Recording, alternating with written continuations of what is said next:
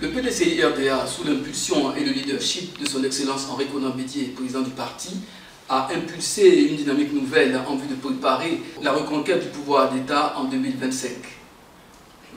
Le président du parti en a d'ailleurs donné le ton en avril 2021 lors de la commémoration de 115 ans du parti, où une batterie de réformes a été annoncée, notamment la restauration du secrétariat exécutif et la création de nouvelles entités pour animer le parti. Et justement, pour accompagner cet élan, il y a des hommes et des femmes, personnalités et non des moindres charismatiques, dont l'opinion compte et intéresse les militants du PDCI, et bien au-delà, les Ivoiriens dans leur ensemble. En toute franchise avec, votre nouvelle émission se propose de leur offrir une canne d'expression où, à bâton rompu et sans faux fuyant, nous aborderons avec eux les questions d'intérêt national et surtout la vie et l'actualité du PDCI-RDA.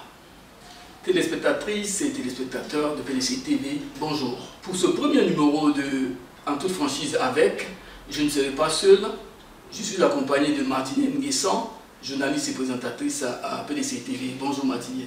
Il a bien voulu nous recevoir chez lui. Avec lui, nous parlerons de son adhésion au PDCI-RDA, de PDCI et la région du Béquet, qui est sa région d'origine, de l'opération de la révision de la liste électorale qui vient de s'achever le mardi 20 décembre 2022, mais aussi de son ambition pour le PDCI et pour la grande région du Béquet.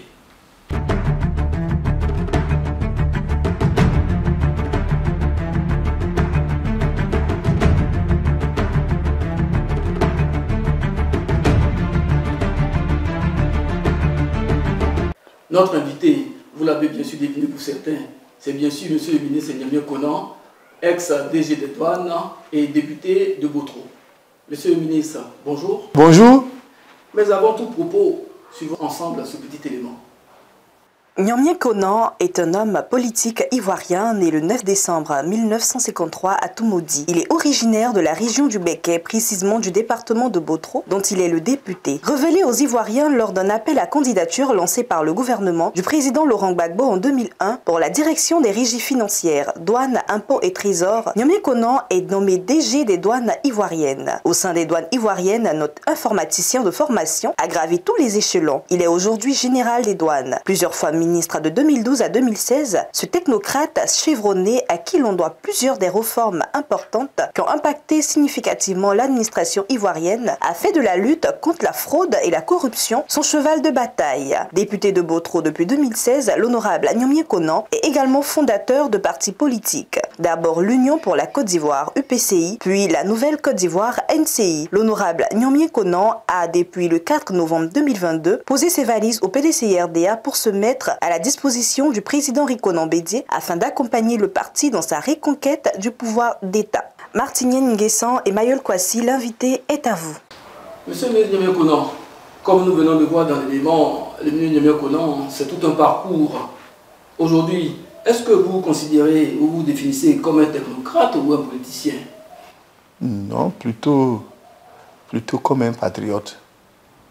Quelqu'un qui est prêt à donner sa vie pour la Côte d'Ivoire. C'est votre engagement. C'est votre engagement. C'est mon engagement. C'est ce que je suis. Voilà. Je ne me suis jamais considéré comme un technocrate, ni comme un homme politique. Non, un politicien. Non. Un patriote qui fait tout pour que la Côte d'Ivoire soit ce pays qu'il mérite d'être. Monsieur le ministre, lors d'une conférence de presse le 4 novembre dernier, vous avez annoncé publiquement, et je cite, je suis là pour me mettre à la disposition du PDCI-RDA et de son président. Alors, monsieur le ministre, un retour au PDCI-RDA ou une nouvelle adhésion? Et pourquoi le choix sur le PDCI-RDA? Pourquoi avez-vous choisi le PDCI-RDA? Le 4 novembre, j'ai été très surpris en arrivant que la dame qui m'a reçu ne me tende pas le point pour dire voilà vos arriérés de cotisation. Parce que nous, on fait partie d'une génération à laquelle personne n'a jamais demandé son avis. On était PDCI d'office. On nous coupait. On était PDCI. Donc, à un moment donné, en 90, on a laissé le libre choix aux gens d'aller où ils veulent. Donc moi, je pensais que quand j'arrivais, on a dit, vous avez arrêté de payer en 90, vous revenez, voilà. Je me suis toujours considéré comme un demi-militant du PDCI. D'ailleurs, vous verrez, vous demandez, j'ai toujours fait partie du groupe parlementaire PDCI. À un moment donné, les gens me disaient, mais toi, tu nous fais quoi? Tout le week-end, tu as Daoukro chez Bédier, tu attends quoi pour être PDCI? Donc, est-ce que c'est un nouveau... Comme je vous dis, je cherche le meilleur cadre, les meilleurs alliés pour atteindre l'objectif que je vous ai dit. Éradiquer la corruption en Côte d'Ivoire, investir massivement dans la formation des jeunes et lutter contre le chômage et la pauvreté. Aujourd'hui, je suis au PDCI. Le PDCI, c'est notre parti à tous. J'ai cherché à faire mon expérience personnelle et je suis arrivé au point pour dire, à mon âge, si je veux me donner une chance d'arriver à atteindre ces objectifs-là, il faut que je vienne aider le PDCI, participer à la lutte du PDCI, qui a prouvé aux gens de ma génération qu'il était capable de faire les choses qu'on ne fait pas.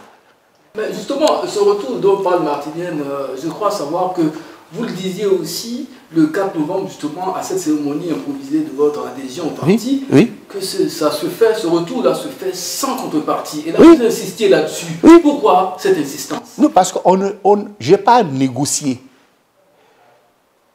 J'ai demandé au président Bédier en 2012, je lui ai dit, je venais au PDCI.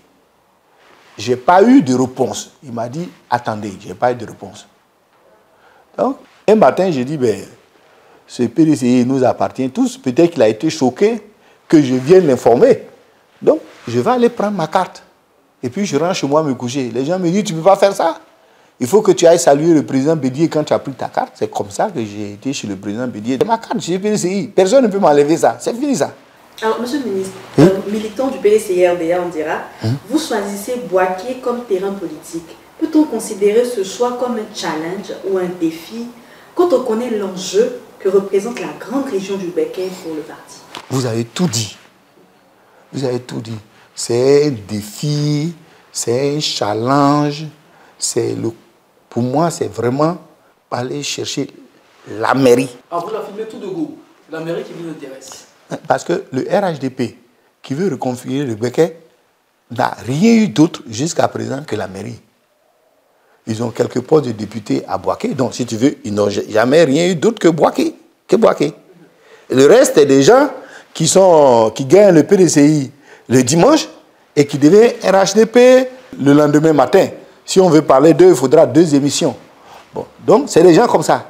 Mais c'est la commune, les députés, c'est la mairie. Ça, moi, j'aime les challenges. J'aime les défis. Celui-là, c'est vraiment David contre Goliath. Vous verrez que dans le Béquet, le RHDP a déjà envoyé le directeur général du Trésor comme candidat. J'ai lu dans la presse. Hein. C'est presque, voilà. Ils l'ont déjà envoyé. C'est le trésorier, l'argentier de toute la Côte d'Ivoire. C'est-à-dire ceux même qui ont gagné les élections, c'est lui qui les paye. C'est lui qui garde tout l'argent de la Côte d'Ivoire. Ce n'est pas anecdotique. Hein. Il l'a envoyé dans le Béquet. Un ministre à la commune, mais avec l'argentier. Donc, pour eux, la Bouaké, là, ils veulent prendre ça. Le constat est que depuis 20 ans ou davantage, le PDCI a perdu la mairie. Bouaké, c'est vraiment... la commune Bouaké, c'est le cœur. Et si le PDCI veut revenir au pouvoir, pour moi, le PDCI n'a pas d'autre choix que d'aller remporter ce défi. Ce combat de David comme Goliath, comme je dis, quand vous avez dans cette région-là les moyens, et vous verrez, vous êtes journaliste, vous allez faire un tour, les moyens qui seront dégagés. Monsieur le ministre, le Béquet, bastion, comme vous venez de le dire, bastion merci du mot, ouais. Oui. Aujourd'hui, avec monsieur le ministre Nyomien Konan, estampillé PDCI-RDA, est-ce qu'on pense qu'il peut avoir un nouveau souffle dans le Béquet? Bon, estampillé, je ne sais pas. Estampillé, ça veut dire quoi? Que bon, il y a un petit signe sur moi. Je suis PDCI maintenant. Il va falloir vous habituer. Hein? Voilà, je ne suis pas estampillé, je suis PDCI. Est-ce avec moi? Mais bien sûr qu'avec moi, on va remporter ces élections. J'ai été faire un tour, ça suscite vraiment de l'espoir. À tel point que je me dis, oh là là, dans quoi je suis venu me mettre encore, je n'ai même pas le choix que de poursuivre. Je ne peux même pas réfléchir pour dire, est-ce que j'ai fait le bon choix? Ils sont là, ils disent, ah oui, grâce à vous, on a de l'espoir. Les gens ne votent pas là-bas. Quand on me dit que vous avez le choix, moi j'ai pris les résultats des dernières élections municipales, 239 ou 240 électeurs, il y a à peine 60 000, à peine 30% qui ont voté.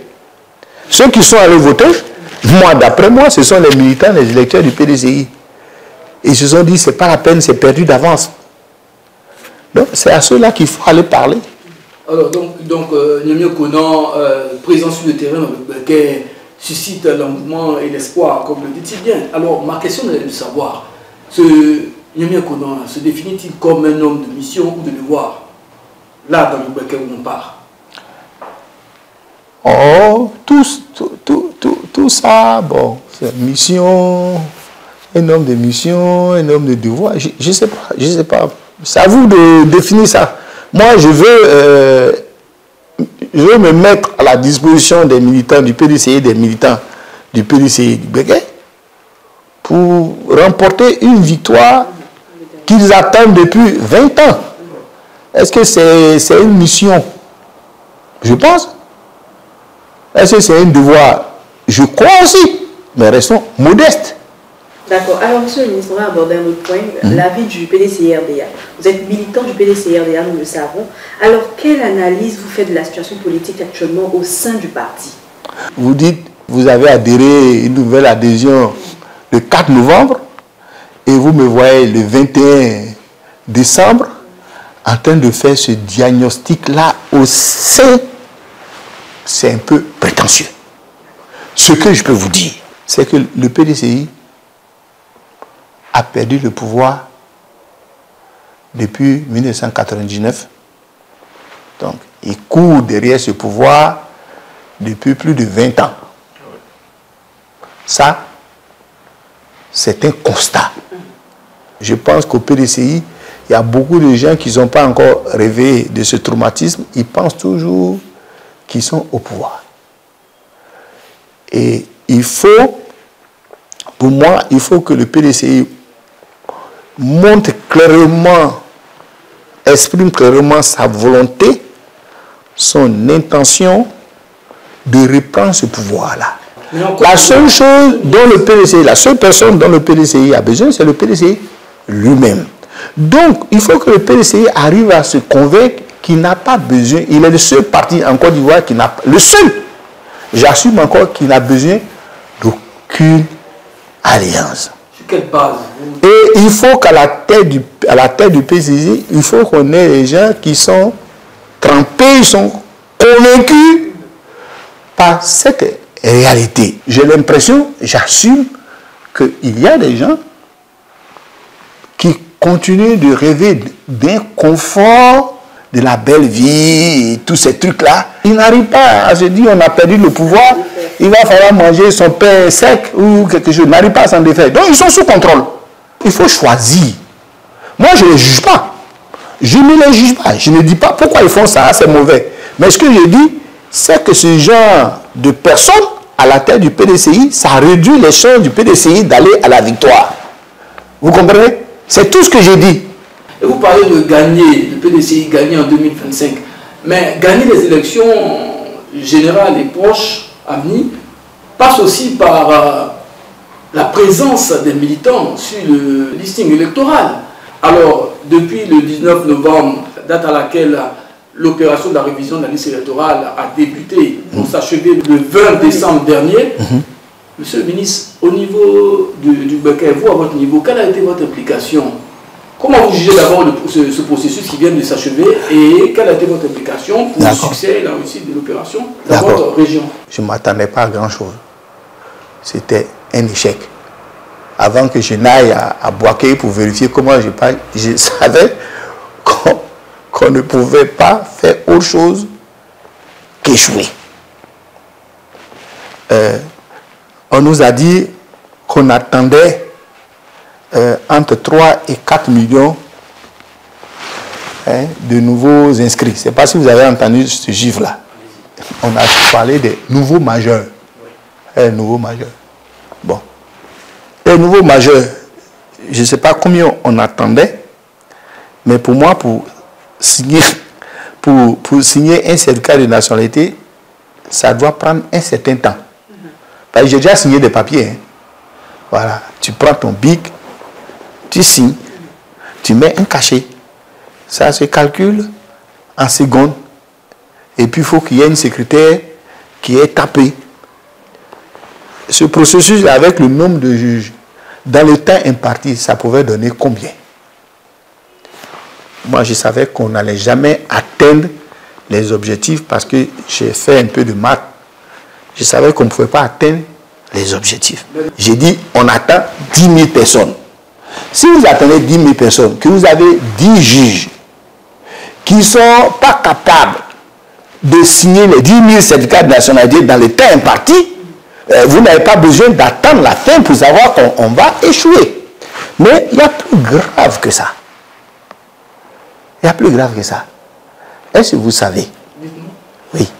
Est-ce que vous savez qu'en Côte d'Ivoire, il y a 50%, je ne parle pas des analphabètes, il y a environ 50%, on va vous dire 30%. Mais 30%, ça dépend si on considère que quelqu'un peut vivre avec 750 francs par jour. Mais est-ce que vous savez que si on monte à 1000 francs par jour, on a peut-être 50% de pauvres. Donc ces gens ne vont jamais prendre, ces gens-là, les 50% qui vivent avec au maximum 1000 francs par jour, ils ne vont jamais en Côte d'Ivoire prendre 1000 francs pour aller faire un certificat de nationalité. Est-ce que vous savez ça? Est-ce que vous avez besoin de faire une révision pour le savoir? Je suis arrivé à Bouaké. Je rencontre 20 jeunes pour les mettre en mission. Je dis, bon, vous allez former 4 groupes. Ils étaient dans un groupe de 4. J'ai dit, bon, écoutez, chaque groupe aura 50 000 francs. On fera le point dans une semaine. Vous allez chercher vos amis pour faire leur papier pour se faire enrôler. Je dis, ok. Je dis, je ne peux pas vous donner, je n'ai pas. Donc, on va aller au fur et à mesure de vos résultats. Donc, avant de partir, je dis, attends, est-ce que vous-même, vous êtes déjà inscrit sur la liste électorale? Et dedans, sur les 20 jeunes, je découvre que 2 jeunes filles ont surveillé pour mon compte les bureaux de vote à l'occasion de l'élection législative à Bodro. Donc, sur les 20, je leur pose la question. Vous pensez sur les 20, il y en a combien qui étaient inscrits sur la liste électorale? Je vais vous décevoir. 0. 0. Si vous sortez d'ici, rencontrez des jeunes. Mais ne vous imaginez pas qu'il y a un jeune qui a plus de 20 ans en Côte d'Ivoire qui n'a pas de CNI. Ou d'attestation d'identité. Ces gens ont tous un numéro de téléphone. Comment ils ont fait? S'ils n'ont pas de CNI, comment ils ont été identifiés? Ils ont compte Orange Monnaie. Ils ont passé concours, ils ont passé des examens, bac, lycée, etc. C'est pas BTS. Et ils ont passé le concours de l'INA. Vous imaginez que ces gens n'ont pas de papier? Ils ont les papiers. Ceux qui ont les papiers sont 10, 20 fois plus nombreux que ceux qui n'ont pas de papier. Mais ils ne veulent pas. Ils ne veulent pas entendre parler de politique. Ils ne veulent pas entendre parler de politique. Pire, les 20 jeunes, je leur dis, une semaine après, on se donne rendez-vous au bureau de vote. Je vais aller changer mon bureau de vote, puisque je vote à Bodro. Vous allez profiter, puisque vous avez des papiers pour vous inscrire. Je suis arrivé, je me suis inscrit. On a fait un enregistrement même qui doit être sur les réseaux sociaux. J'ai dit, bon, ça va tout. Il dit, non. On n'a pas envoyé nos papiers. On veut faire ça près de chez nous à la maison. 10 jours après qu'on se soit parlé. Ils sont hostiles. Ils ne veulent pas entendre parler de politique. Pour les 50% de pauvres d'Ivoiriens dont je vous parle, qu'est-ce que vous pensez que la politique représente aux yeux à leurs yeux? La guerre. C'est ce que ça leur a mené. La division. À Boaké, certains ont perdu leur maison, leurs biens. Pour eux, c'est la politique qui leur a apporté ça. Surtout les élections. Donc quand ça vient là, il veut que ça passe au plus vite. Surtout, il ne veut pas être complice. Il ne veut pas rentrer dans cette structure-là qui apporte la guerre. Donc, tant qu'on ne fait pas une analyse de ça, pour savoir qu'est-ce qu'il faut faire pour que ces gens soient intéressés. On est dirigé par des gens qui sont dépassés. Dès que tu donnes la CNI à un Ivoirien passé, il a 18 ans, ce système-là l'inscrit automatiquement dans le fichier des électeurs. Personne ne va mourir. Mais tu dis aux gens de se déplacer, alors qu'ils gèrent leur argent, leur compte sur téléphone. Ils achètent sur téléphone. Ils font tout sur téléphone. Je dis, mais de quoi ils parlent? Et puis moi, je gagne quoi dedans? Donc, il faut qu'on ait des dirigeants capables d'adapter la gouvernance au monde dans lequel nous sommes. Monsieur le ministre, on parle de processus de révision de la liste électorale et tout. Essayons de nous projeter à présent vers l'horizon 2025. Comment en prévoyez-vous les élections municipales de 2023 et mieux encore la présidentielle de 2025? En 2023, il faut que le PDCI remporte les municipales dans le Béquet. C'est symbolique. C'est un symbole qui a plusieurs dimensions. C'est comme je vous ai dit, c'est le cœur du PDCI qui bat dans le Béquet. Si le PDCI ne remporte pas le Béquet, notamment la mairie de Boaké, quand vous cherchez les militants du PDCI, que vous les trouvez à l'ouest, c'est les militants du Béquet, du centre, du grand centre, qui vivent là-bas, dans les forêts, qui font le café cacao, c'est des planteurs, ils sont partout. Et ce sont ceux-là qui attendent le mot d'ordre de leur capitale. Donc, c'est important. En 2023, il faut qu'on ait ça. Et puis, il faut absolument que ces élections soient des élections justes, transparentes et équitables. Je pense que l'opposition n'a pas encore fait en tout cas tout ce qu'elle peut faire pour que ces élections soient donc justes. En tant que citoyen, en tant que député, j'ai réclamé, sans arriver à me faire comprendre même, qu'il ne faut pas une CEI équilibrée si on veut des élections justes, mais il faut une CEI indépendante. Équilibré, ça veut dire c'est équilibré, tout le monde est représenté, voire même à part égale. Mais ça, là, ça aboutit au blocage. Parce que chacun y va pour défendre les intérêts de son parti. On n'avance pas. Il faut une institution indépendante. Et c'est ce qui dit son nom. Les gens n'ont pas mis ça comme ça au hasard. Ils auraient pu dire CEI équilibré ou bien CEI, je ne sais pas, autonome. Mais ils ont dit indépendante. Est-ce que nous sommes sûrs que la CEI actuelle, elle est indépendante? Je ne dis pas équilibrée.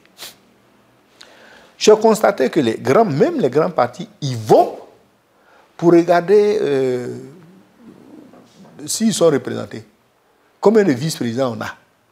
Quand ils ont les vice-présidents qui veulent, ils sont contents. Mais ça ne change pas. Après, les autres ont pareil, et puis tout est équilibré, et rien ne va bouger. C'est ce qui a mené.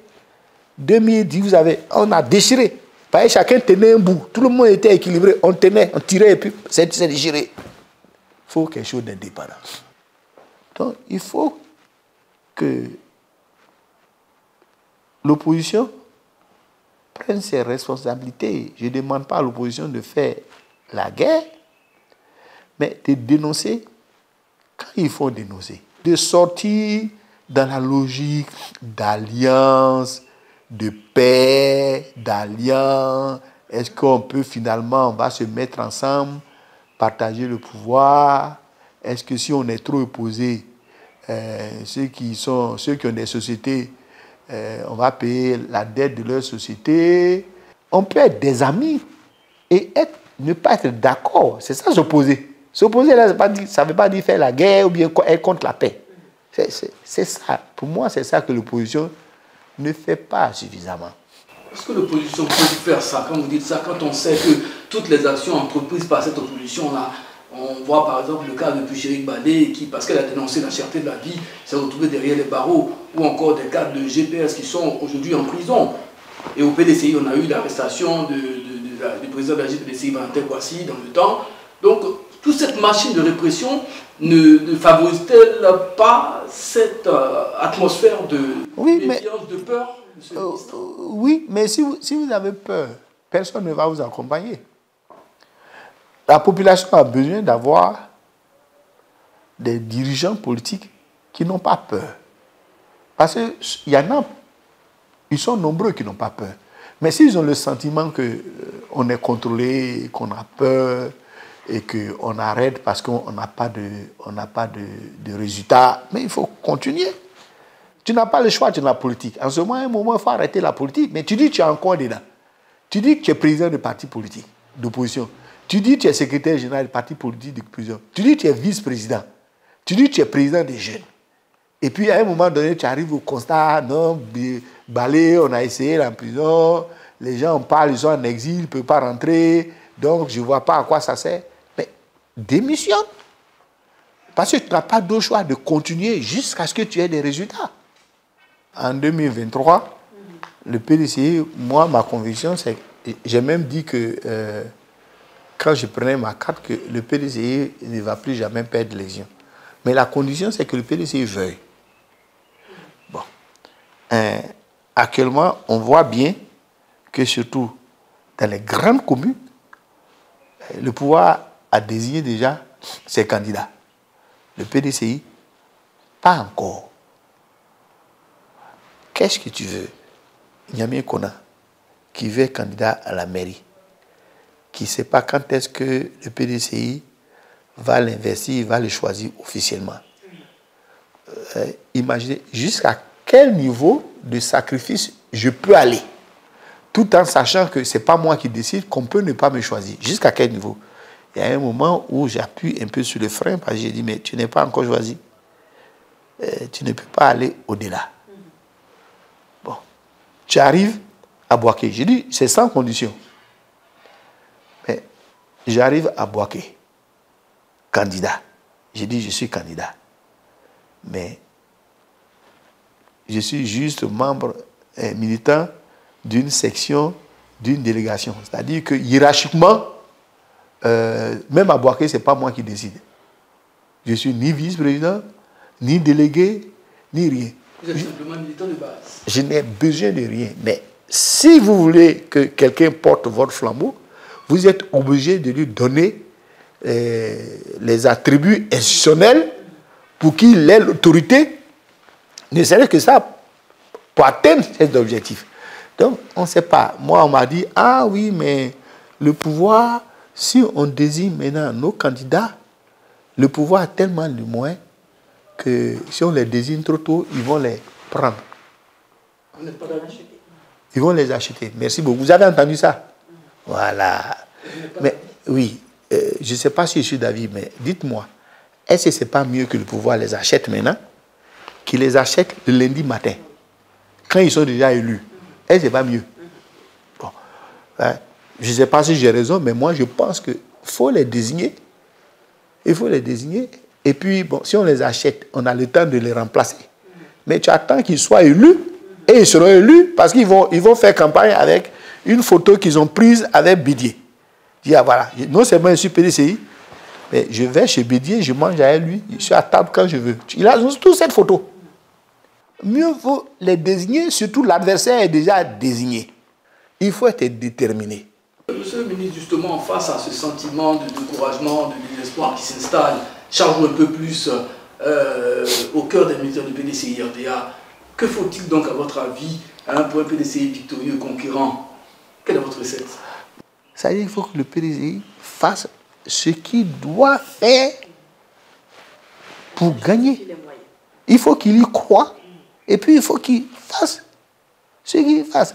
S'il y a un candidat de l'opposition qui est là, tu ne dois te donner aucune raison, aucun prétexte pour dire on va le voter au nom de la paix, de la cohésion. Parce que lui ne va jamais faire ça. Le gars te fait des découpages pour que tu perdes. Et toi, tu votes pour lui pour qu'il gagne. Tous ces messages sont perçus par chose. Donc, 2023, bon, il faut qu'on gagne. 2025, il faut qu'on gagne.